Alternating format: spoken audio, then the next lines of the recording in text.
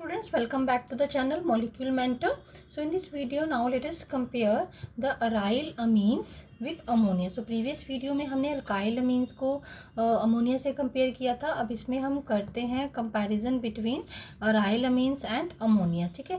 सो अगर हम ओवरऑल देखें, एक्सप्लेन इसको प्रॉपरली करेंगे, बट अगर हम इसको एक बार देख लें कि जो अराइल अमीन्स हैं, ठीक है, जितने भी एरोमेटिक अमीन्स है वीकेंड से, जैसे एनिलीन है या और कोई एरोमेटिक अमीन्स है, they are far less basic, ठीक है, as compare to ammonia and aliphatic amines. So explain हम इसको करेंगे अभी प्रॉपरली. पहले आप ये नोट कर लीजिए कि जितने अराइल अमीन्स हैं, जैसे एनिलीन है, ठीक है, और ये या कोई भी एरोमेटिक अमीन है, so they are always less basic as compare to ammonia and aliphatic amine. So कोई भी ऐसा कंपैरिजन आ जाए, सो सबसे पहले आप थोड़ा सा ये ऑब्जर्व करिए, कंसंट्रेट करिए.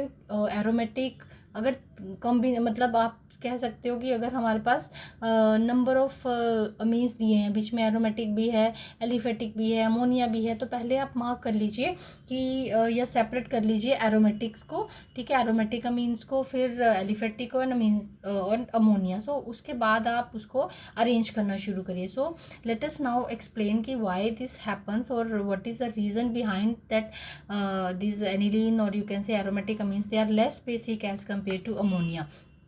ठीक है. सो प्रैक्टिकली दो तीन यहाँ पर मैंने दिखे हैं. देखो, ये हमारे पास एनिलीन है, ठीक है, ये इथाइलमीन है और ये अमोनिया है. सो इनकी बेसिक स्ट्रेंथ जो मैंने यहाँ पर यू कैन से Kb की वैल्यूज़ लिखी हैं. So more is the value of Kb, more will be the basic character, you know that. ठीक है. सो ये तीनों वैल्यूज़, अब तीनों वैल्यूज़ को देख करके हमें क्या पता चल रहा है कि कौन सी जो है, कौन सा ज़्यादा यू कैन से कि कौन सा ज़्यादा बेसिक है. ठीक है.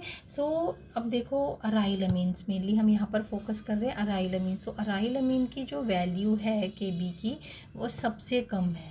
ठीक है. So lesser is the value of Kb, so lesser will be the basic character. ठीक है. Now why it is there कि अराइल अमीन्स जो है वो कम बेसिक हैं. ठीक है. So weaker basic character of aniline as compare to aliphatic amines और ammonia, we can say that is on the basis of, or you can say that is explained on the basis of resonance. ठीक है, resonance. So in aliphatic amines non bonding electron pair on the nitrogen that is localise. So इसमें ऐसा कोई resonance नहीं है. ठीक है. खैर, अभी हम इसके स्ट्रक्चर्स देखते हैं तो आपको क्लियर हो जाएगा. सो लोकेलाइज का मतलब ये है, अगर मैं मान लो यहाँ पर कोई अमीन बना रही हूँ, ठीक है, जो इसके पास लोन पेयर ऑफ इलेक्ट्रॉन्स हो है, so that is available. whatever positively charged species that is approaching, so that is available, so that is localized, मतलब ये नाइट्रोजन के पास ही है. ठीक है. so it means easily it can available to the incoming species, positively charged species. but on the other hand we can say aniline. so पहले इसके structures देखिए ज़रा आप. ठीक है. एरोमेटिक अमीन्स में इसका लोन पेयर ऑफ इलेक्ट्रॉन्स है. So due to plus R effect, so देखो इसके रेजोनेटिंग स्ट्रक्चर्स ये हमने बहुत बार किए हैं पीछे हमने, क्योंकि ऑर्गेनिक हम कर चुके हैं. सो ये लास्ट चैप्टर ही चल रहा है ऑर्गेनिक केमिस्ट्री का. ठीक है. तो देखो, अब ये स्ट्रक्चर्स तो आप इजीली बना सकते हो. सो इलेक्ट्रॉन्स जो है वो यहाँ आए, यहाँ है, कैसे जो है वो इसका लोन पेयर ऑफ इलेक्ट्रॉन जो है वो कैसे सर्कुलेट कर रहा है, रेजोनेट कर रहा है रिंग में. सो अब आप देखो कि वो जो इलेक्ट्रॉन पेयर है वो तो भाई पूरी तरह घूम रहा है, एक जगह पर लोकेलाइज्ड नहीं है. तो कैसे जो स्पीशीज़ अप्रोच कर रही है पॉजिटिवली चार्ज स्पीशीज़, तो क्या उसको ये अवेलेबल होगा? नहीं होगा, क्योंकि वो खुद ही घूम रहा है रेजोनेंस में, खुद ही लगा हुआ है रेजोनेंस में, तो ये नहीं दे पाएगा ना ईजिली. सो उसका बेसिक करेक्टर क्या हो गया? कम हो गया ना. ठीक है.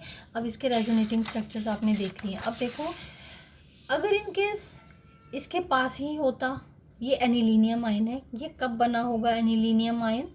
देखो, एक हाइड्रोजन जब इसने एक्सेप्ट किया होगा, 3 लिख रही हूँ, तो इसने लोन पेयर दिया होगा ना, तो ये तब बना होगा. हमने एक बार अज्यूम कर लिया कि ये जो एनिलीनियम आयन हमारे पास बना है, ठीक है, इसमें एक ग्रुप जो अराइल है, ये तब बना है जब इसने अपना इलेक्ट्रॉन पेयर जो है वो जो पॉजिटिव चार्ज स्पीशीज़ को डोनेट कर दिया. ठीक है, ऐसे मान लीजिए आप. ठीक है.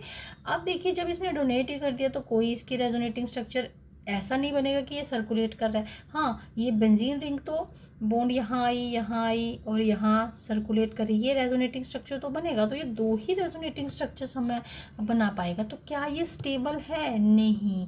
क्योंकि अगर एनिलीन है, दोबारा से देखिए कि ठीक है, वैसे तो आप इतना भी लिख सकते हो that electron pair available, you can say lone pair of nitrogen that is not available easily to the incoming species, so that is involved in the resonance, so that's why it is weaker basis than as compared to ammonia. So but इसको थोड़ा सा और elaborate करना चाह रही हूँ मैं यहाँ पर कि अगर ये लोन पेयर जो है इसके पास ही है तो ये बहुत स्टेबल स्पीशीज़ है, क्योंकि कितने स्ट्रक्चर्स बन रहे हैं इसके रेजोनेटिंग, 1 2 3 4 5 रेजोनेटिंग स्ट्रक्चर्स बन रहे हैं। तो it means it is more stable, ठीक है।